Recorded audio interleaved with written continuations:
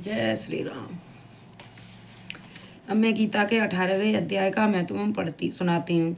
श्री पार्वती जी ने कहा, भगवान आपने 17वें अध्याय का महत्व बतलाया, अब 18वें अध्याय के महत्व का वर्णन कीजिए।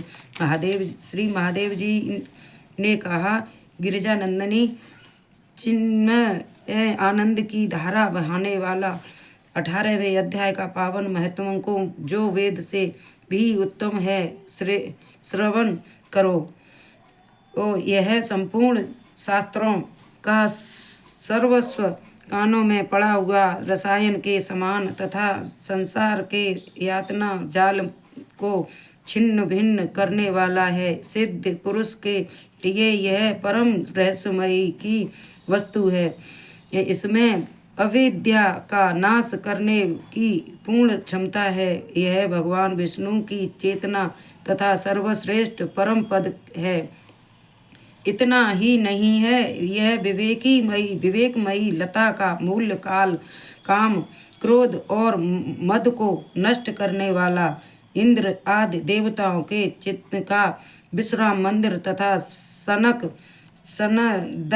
सनंदन आदि महायोगियों का मनोरथ सजन करने वाला है। इसके पाठ मात्र से यमदूत की गर्जना बंद हो जाती है। पार्वती जी, इससे बढ़कर कोई ऐसा रहस्यमय उपदेश नहीं है जो सप्त मानवों के त्रिविध ताप को हरने वाला और बड़े बड़े पातकों का नाश करने वाला हो। 18वें अध्याय का लोकोत्तर महात्मा है। इससे संबंध में जो पवित्र उपाख्यान है उसे भक्तिपूर्वक सुनो। उसके श्रवण मात्र से जीव समस्त पापों से मुक्त हो जाता है। मेरुगिरी के शिखर पर अमरावती नाम वाली एक रमणीय पुरी है। उस पूर्व काल में विश्वकर्मा ने बनाया था। उस पुरी में देवताओं द्वारा सेवित इंद्र सची के साथ निवास करते थे। एक दिन वे सुखपूर्वक बैठे हुए थे। इतने में ही उन्होंने देखा कि भगवान विष्णु के दूतों से सेवित एक अन्य पुरुष वहां आ रहा है। इंद्र उस नवागत पुरुष के तेज से तिरस्कारकृत होकर तुरंत ही अपने मणिमय सिंहासन पर से मंडप में गिर पड़े।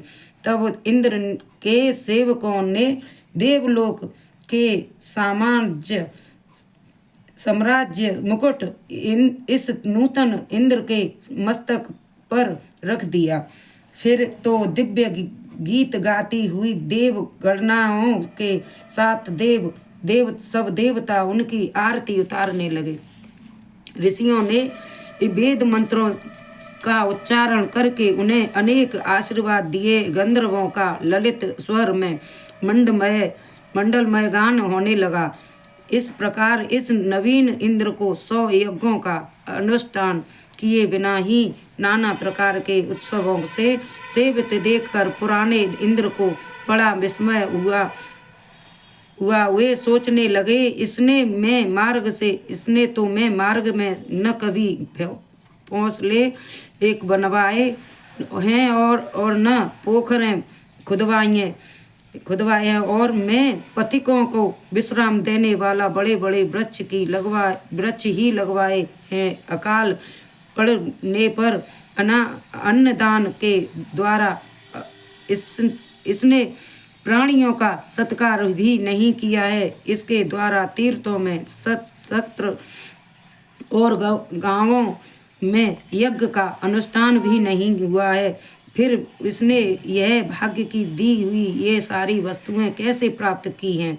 इस चिंता में व्याकुल होकर इंद्र भगवान विष्णु से पूछने के लिए प्रेम पूर्वक क्षीर सागर के तट पर गए और वहां अकस्मात अपने साम्राज्य से भ्रष्ट होने का दुख निवेदन करते हुए बोले, हे लक्ष्मीकांत, मैंने पूर्व काल में आपकी प्रसन्नता से के लिए 100 यज्ञों का अनुष्ठान किया था।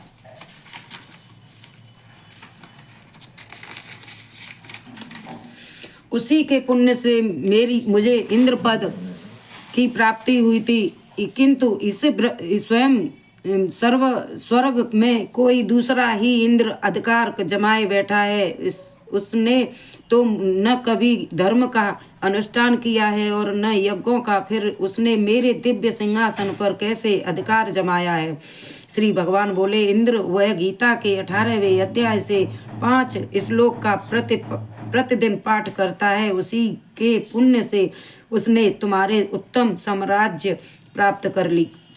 को प्राप्त कर लिया है। गीता के 18वें अध्याय का पाठ सब पुण्य का शिरोमणि है। उसी का आश्रय लेकर तुम भी अपने पद पर स्थित हो सकते हो। भगवान विष्णु के ये वचन सुनकर वह और उस उत्तम उपाय को जानकर इंद्र ब्राह्मण का वेश बनाए गोदावरी के तट पर गए। वहाँ उन्होंने काली का ग्राम नामक उत्तम और पवित्र नगर देखा, जहाँ काल का भी मर्दन करने वाले भगवान कालेश्वर विराजमान हैं। वहीं गोदावरी तट पर एक परम धर्मात्मा ब्राह्मण बैठे थे, जो बड़े ही दयालु और वेदों के पारंगत विद्वान थे। वे अपने मन को वश में करके प्रतिदिन गीता के 18वें अध्याय का स्वाध्याय किया करते थे। उन्हें देखकर इंद्र ने बड़ी प्रसन्नता के साथ